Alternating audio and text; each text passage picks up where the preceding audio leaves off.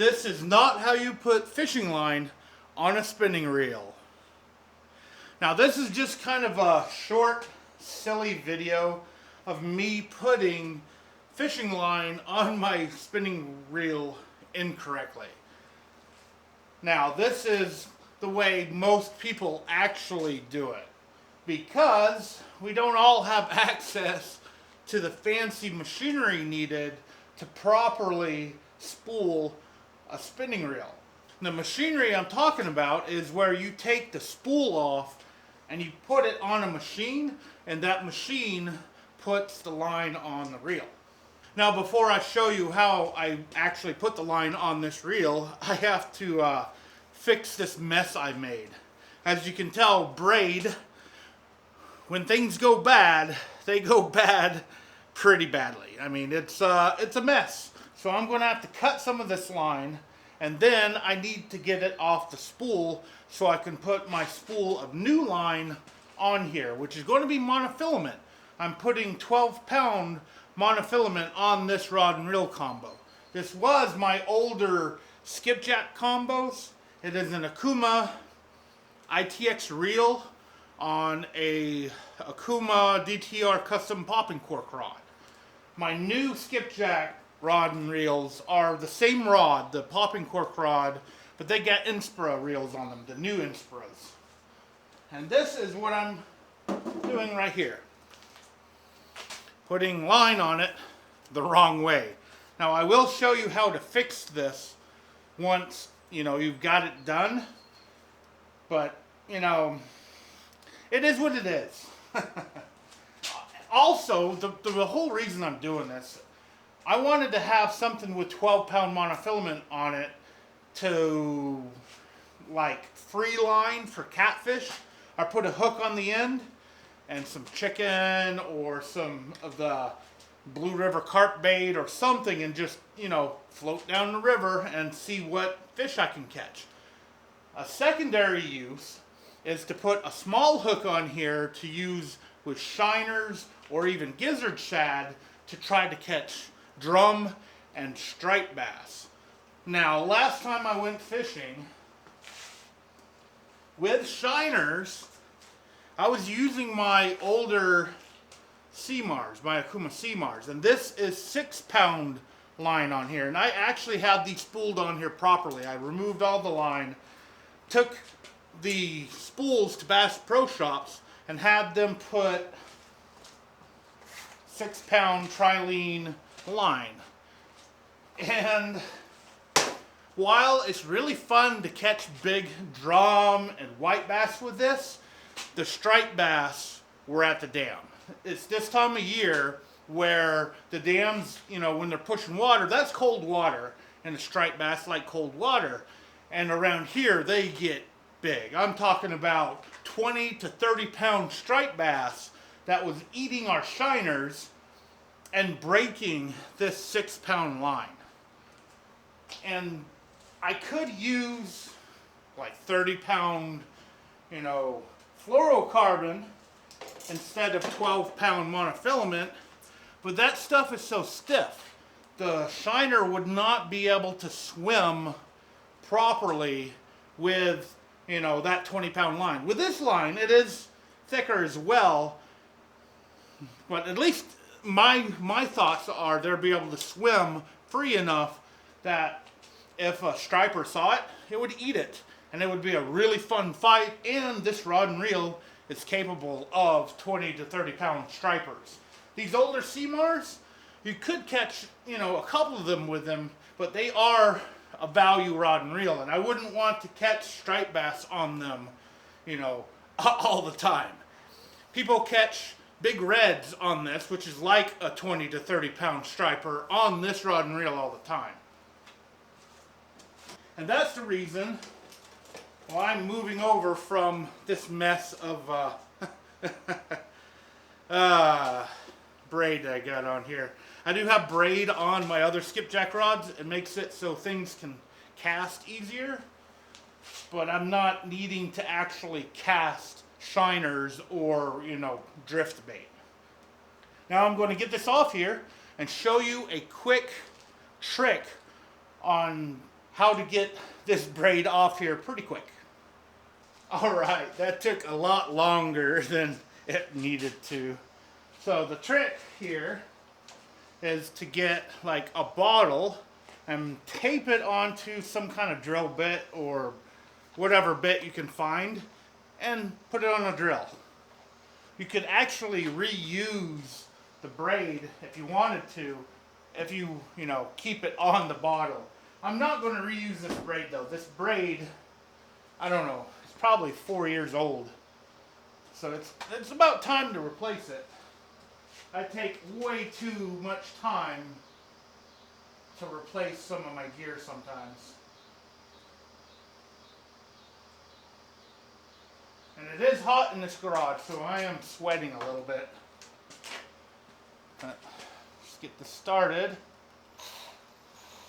And just be careful when you're, using power tools.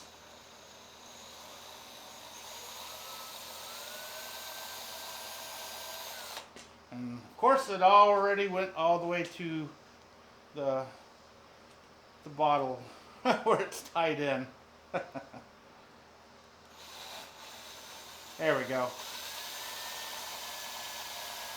And do this until you empty your spool. Right, now that I got it off, I'm going to tie some of this remaining monofilament to my main line. Just being, I guess, kind of a little bit lazy.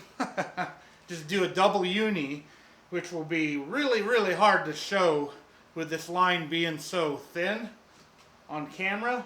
But I'll do a double uni, and then I'm just going to pull the line off of my contraption here onto the reel. Because this is monofilament, the line does not have to be super tight on the spool. You want to do that with braid because braid will dig into line that is not tight. Now I'll show you this contraption real quick just to show it to you. You can do this any way you want to. I've got a screwdriver, a clamp, a rubber band, and leftover Andy Monster line just to give this a little bit of tightness, but it's not, going to be too tight. It'll be good enough for monofilament. Right, now that I got it on here, reel it up. Now the reason this is not how you're supposed to line a spinning reel is because it's causing line twists. So this entire spool of line will be twisted really, really bad.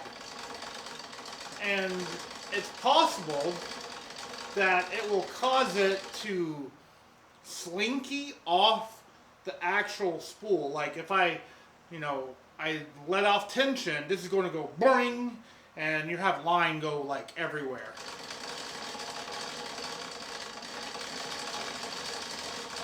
But there is a way to fix it. And I will talk about it as soon as I get this full.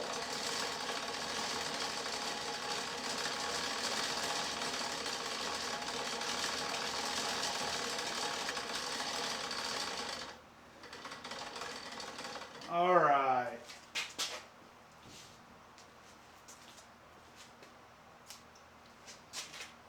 You can already see it's twisted up a little bit right there. I've taken it right to the edge of the spool. Now how to fix this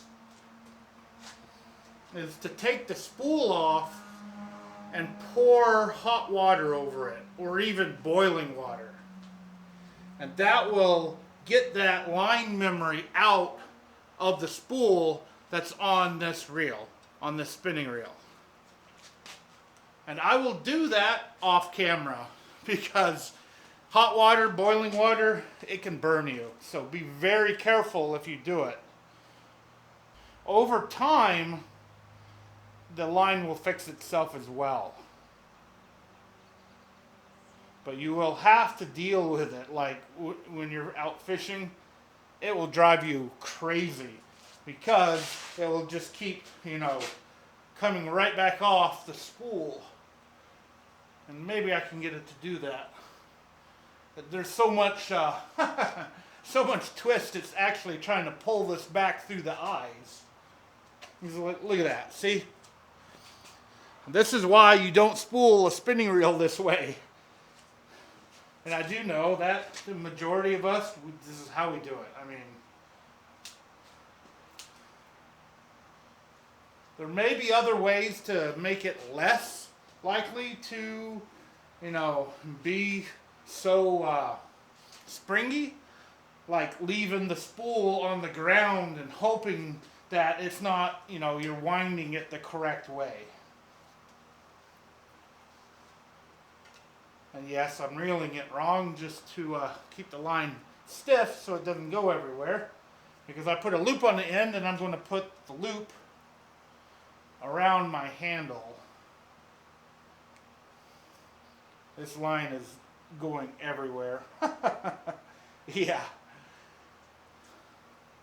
It's so much easier on a bait caster because when it's like that, it will go on to the bait caster and not twist because it's not going, in different directions like what happens on a spinning reel.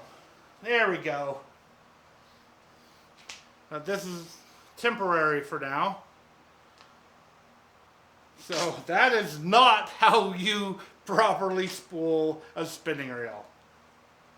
And now I've got two of these that I can use as a little bit more beefier approach to tossing shiners or even small gizzard shad at striped bass. I may still upgrade and go even bigger, try something different. Who knows? Maybe I should be using 20-pound fluorocarbon like what I got right here. This is 20-pound. But, it's really, really stiff. This is definitely more stiff than that line. So, I don't know. Leave a comment below. I am definitely open ears to a better way to toss tiny live bait at giant fish. And who knows, maybe I'll do a video of tossing giant fish, tiny baits. Now, as always, I want to thank you for taking your time out of your day to actually watch this video. I really, really appreciate it. And I do apologize that I'm all sweaty. This garage, it does not have any kind of air conditioning. There is a fan in the back to help exhaust some of it, so it's, instead of being, 110 degrees right now, it's about 95 degrees in here. I do have a bigger fan, but I'm not turning that on while I'm recording, or you would not be able to hear me. I do need to someday maybe try to come up with like a little office like what Dieter Melhorn has, so I can do more videos like this. And if you think I should try to do more videos like this, whether or not I've got a nice cool place or a hot garage, then just hit the thumbs up and leave a comment. Let me know that you would love for me to do more whatever videos. And maybe I'll pull a Dieter Melhorn and talk about stuff like, trophy pay lakes stealing our catfish. Maybe I'll make an attempt to put out more content for you guys to watch, even though my content isn't like Dieter Melhorn quality. But hey, it is what it is, and I do have, cool things to show you. So just let me know. Thanks again for watching. Hope to see you next time.